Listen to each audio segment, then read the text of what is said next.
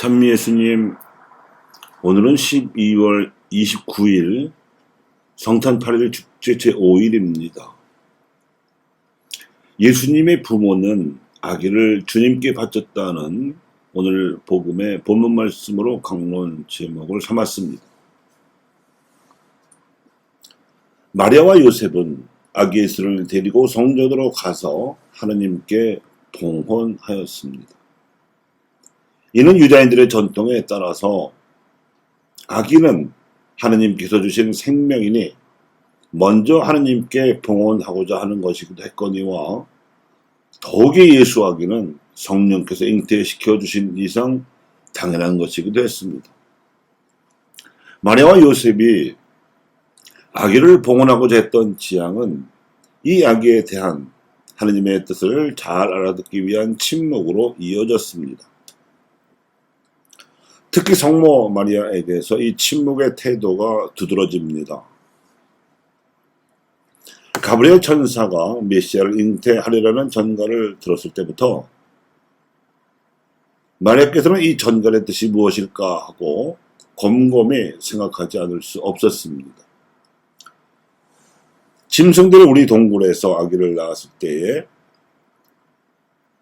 목동들이 찾아와서 경배하며 천사들이 전해준 말을 들었을 때에도 그 속에 담긴 하나님의 뜻이 무엇일까 하고 곰곰이 생각하였습니다. 목동들이 전해준 말은 두려워하지 마라. 보라, 나는 온 백성에게 큰 기쁨이 될 소식을 너희에게 전한다. 오늘 너희를 위하여 다윗 고을에서 구원자가 태어나셨으니 주 그리스도이시다. 너희는 포대기에 쌓여 구유에 누워있는 아기를 보게 될 터인데 그것이 너희를 위한 표징이라는 것이었고, 이어서 갑자기 하늘에 군대가 나타나서 지극히 높은 곳에서는 하나님께 영광, 땅에서는 그분 마음에 드는 사람들에게 평화라고 찬미했다는 말까지 전해주었던 겁니다. 그런가 하면 저 멀리 동방에서부터 찾아온 박사 세 사람이 귀한 예물을 바치러 아기에게 경배하러 왔을 때에는 더욱 놀라웠기에 이때에도 마찬가지로 마리아는 아기로 인해 일어나는 일련의 사건들에 담긴 뜻을 깊이 묵상하였습니다. 그러다가 예수님께서 12살이 되었을 때 해마다 예루살렘 성전을 순례하는 관습에 따라 처음으로 소년 예수를 데리고 갔다가 잃어버린 일이 있었습니다. 사흘 만에야 겨우 찾아냈는데 그때 소년 예수님께서는 미안한 기색도 없이 오히려 당당하게 왜 저를 찾으셨습니까? 저는 제 아버지 집에 있어야 하는 줄을 모르셨습니까? 하고 대꾸했는데 이때 성모님께서는 어린아들이 보이는 이 당돌한 반응에 대해 당황하시면서도 이 뜻밖의 반응에 대해서도 마음속 깊이 간직하셨습니다. 분명히 부부지간에 공유되었을 이러한 성모님의 태도는 그나마 복음서의 기록에 나타나 있기라도 하지만 요셉의 경우에는 복음서마저 침묵하고 있습니다. 하지만 정혼 직후 느닷없이 일어난 성령 잉태 사건 당시에 요셉이 보인 태도로 미뤄보면 하나님께서 개입하고 계시는 징표들이 다양하게 나타날 때마다 그도 그 징표에 담긴 하나님의 뜻을 헤아리느라고 곰곰이 생각했을 것이 분명하고 마음속 깊이 간직했을 것입니다.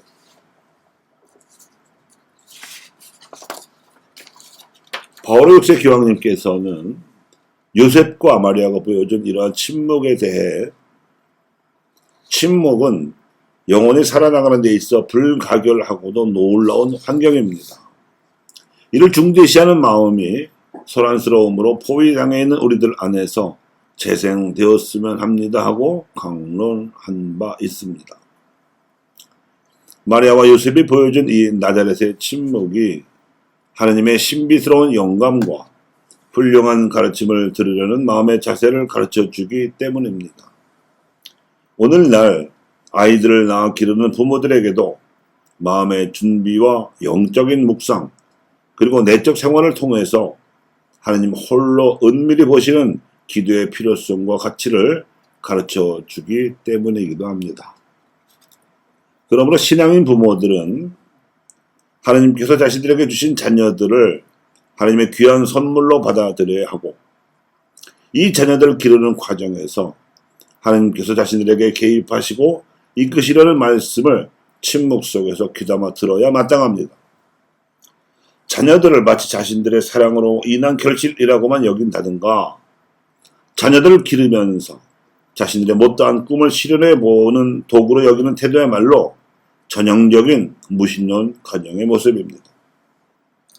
나들의 성가적인 모범을 따라서 우리가 하나님의 계명을 지키려면 우리는 요셉과 마리아가 어린 예수를 기른 것처럼 하나님 앞에서 자기 자녀를 길러야 하고, 그분의 계명을 실천해야 할 첫 번째 대상은 바로 자기 자녀들임을 알아야 합니다. 자녀들에게 깃들여 있는 하나님의 사랑과 계획을 알아보고자 침묵 속에서 하나님과 대화하고, 그 대화에서 알아들은 대로 자녀를 존엄한 존재로 기른다면 그 가정 안에서 하나님 사랑이 완성될 것입니다. 그렇게 되면 그 가정은 하나님의 빛 속에 머무르는 것이 됩니다. 하지만 만일 세속적인 방식으로만 자녀를 대한다면 그 가정은 어둠 속에서 살아가는 것입니다. 여기서 우리는 바오로 6세 교황님께서 강조하시는 대로 나자렛 가정의 말로 우리가 예수님의 생애를 배울 수 있는 복음의 학교라는 것을 상기해야 합니다. 지극히 소박하고 겸손하며 아름다우신 가정생활의 계시, 그렇게도 심오하고 은밀한 그 계시가 지니고 있는 귀한 의미를 보고 듣고 묵상하며 실천하는 것을 배워야 합니다.